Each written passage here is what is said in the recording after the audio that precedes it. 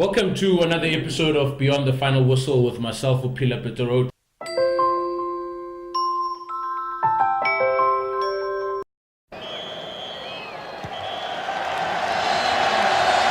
Now we're going to move on to the other international rugby teams. We'll start our focus with the New Zealand side and the tour they've had.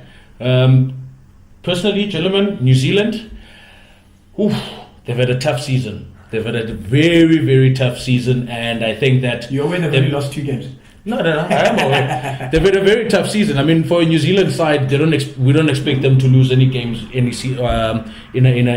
a calendar year. But I mean, they lost 2 games. They lost to us, South Africa. They lost to the Irish game. I think the Irish game was more convincing loss in terms of how well the Irish played. I mean, congratulations to Johnny Sexton. Congratulations to Joe Schmidt for winning Player of the Year and Coach of the Year, respectively. What are your guys' thoughts on the New Zealand season that they've had? Well, I think to me, what's happened for them, call it in the last 2 months, is that the once invincible gods of rugby are probably flying back now with a very human chill about them, because I mean, as you say, yeah, we beat them in Wellington when they should have beaten us. So, and then we lost them in Loftus when we should have beaten them. They were beaten by Ireland. They got very lucky against England. So they've had a couple of tough games. I think what kind of will keep them calm is a sense of that they were, call it, trying things. I mean, there's been this talk of them trying things and playing differently to what they play to. What will be interesting then going into World Cup is that after you've tried things, what do? Do you say, okay, guys, this new thing that we tried, we're going to go into World Cup using that? Or actually we're going to go back to our tried and tested, which is basically playing the situation like we always have, and allowing our boys to express themselves, because, I mean, that's how we've racked up this unbeaten kind of series. So it's a tough one for them, and I think, I mean, they'll have a lot of talking to do, and they'll have a lot of work to do. But you see, to me, they've always been a side that once under pressure, under the ropes, they can really gather themselves and give a good performance. Sisa, looking at what has happened, just adding on to what Tunko is talking about, style of play, Steve Hansen, their coach, every post-match interview always spoke about them changing the way they play, trying new things. We've noticed that they've focused a lot on forward play, they've focused a lot on line-outs, scrums, etc. But it hasn't pulled off. What else could they actually do to go back to the winning formula again? SOS to Wayne Smith. I was about to say. Also, I mean, Wayne Smith is out of the equation now, and problems are arising. So I've said this a few weeks ago. They need to find a solid number 6.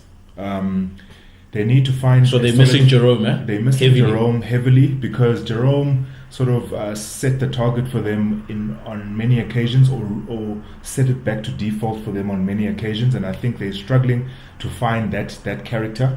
As much as Adi Saviria and all of the guys have, or Shannon Frizzell, all of them have, Squire. So you've got Squire, you've got Frizzell, you've got Fafita, you've got Barrett, who I think is a better 6. Yeah, my opinion. They've all tried, their damnedest to make their jersey theirs, but it's just not happening. And maybe another arrest in the off season will the guy will kind of get things into perspective for them. Will come to the fore. But in terms of New Zealand itself and where they are, I think we obviously judge New Zealand with a different sort of, or we brush them with a different brush, compared to the other guys. I mean, I can sit here now and say Rassie probably would love to have the record that Hansen has. But yeah, in terms of their standards, it maybe not a disappointing season, but a season where they have to sit back and maybe reassess 1 or 2 things. Especially because, for example, when Brodie Retallick wasn't there, that's when they were very, very vulnerable. Especially then, because they don't have a 6, plus now they don't have Brodie.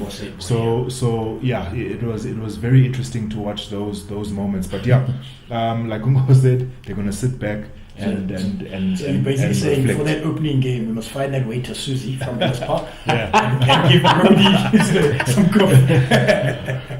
In New Zealand, I mean, they've been calling in the newspapers, the Herald, sports stuff, they've been calling out Kieran Reid for their loss against Ireland.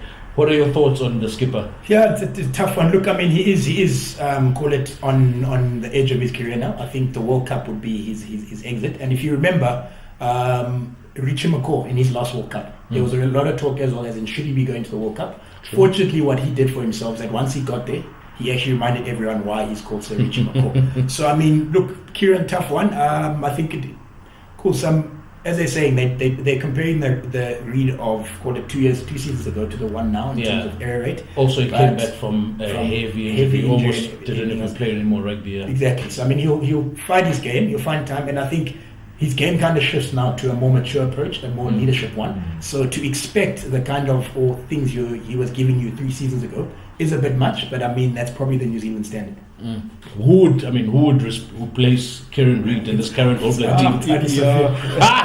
It's one of those things. I mean, he's obviously on the wane now of his rugby career. I mean, there's already talks of him signing or in talks with teams in Europe.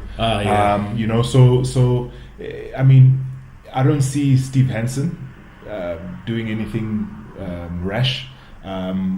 He'll stick to the plan. Stick to the plan. Let's change things. He has a leader in Kieran Reid, and he believes Kieran Reid is going to win him or 2019 or lead him towards another World Cup victory. Look, speaking of Steve Hansen, Joe Schmidt announced that he won't be renewing his contract after 2019. Family commitments. And congratulations to Andy Farrell who will be taking over from Joe Schmidt. Yeah. Do you guys think that Joe Schmidt will be going back to New Zealand? That is the rumour mill, isn't it? Yeah. So we'll keep it at that, but we'll let it unfold. I think Joe Schmidt's key focus should be winning the World Cup. So I mean, I think he should have kept his head at that. I think you reckon it won't have any effect on the players? Well, I don't know. Ideally, I would have never actually announced it now. I should probably announce it after the World Cup. True. You know? I mean, the guys are on a high for the rest of the season, and then they'll find themselves again. Well, follow us on Twitter @grit_sports. #Beyond the Final Whistle. Join in on the conversation.